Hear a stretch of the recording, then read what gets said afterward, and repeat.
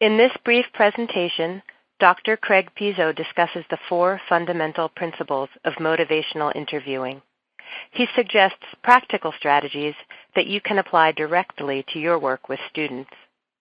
These principles and strategies can help students to become more engaged in the educational process and increase their motivation and persistence toward their goal.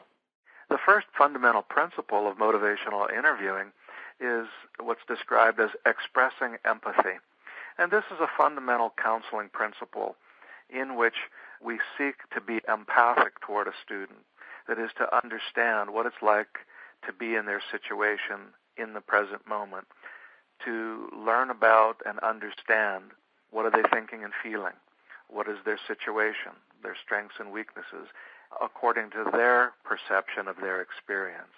And to express that empathy is to communicate to the student that we get it, that we understand them, that we make a positive connection with them. And that's the first underlying principle.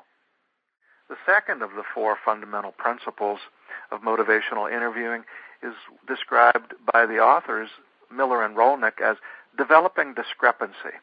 Developing discrepancy is helping to reveal the gap that normally exists between a student's goals and where they are in reality.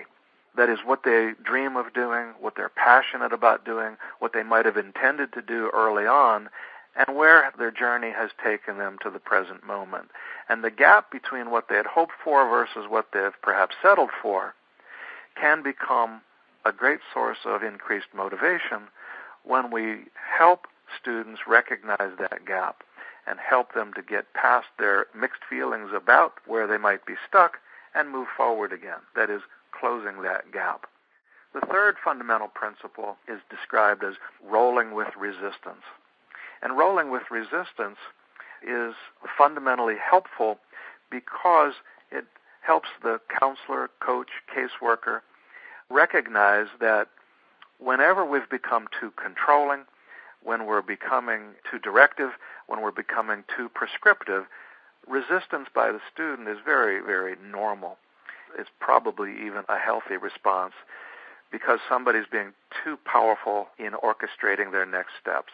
So rolling with resistance is where we recognize that as soon as resistance emerges, it's time to take a different approach, shift gears, empower and support the student to take more control rather than feeling controlled.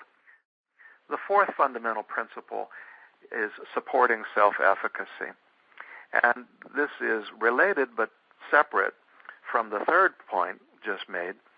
Supporting self-efficacy is translated as finding ways to amplify a student's strengths, their potential, the resources available to them, and helping them step up and take responsibility to do so, recognizing that the more responsible a person is, the more likely they are to find ways to be empowered to meet those responsibilities. So self-efficacy is a sense of autonomous, self-directed, effective action steps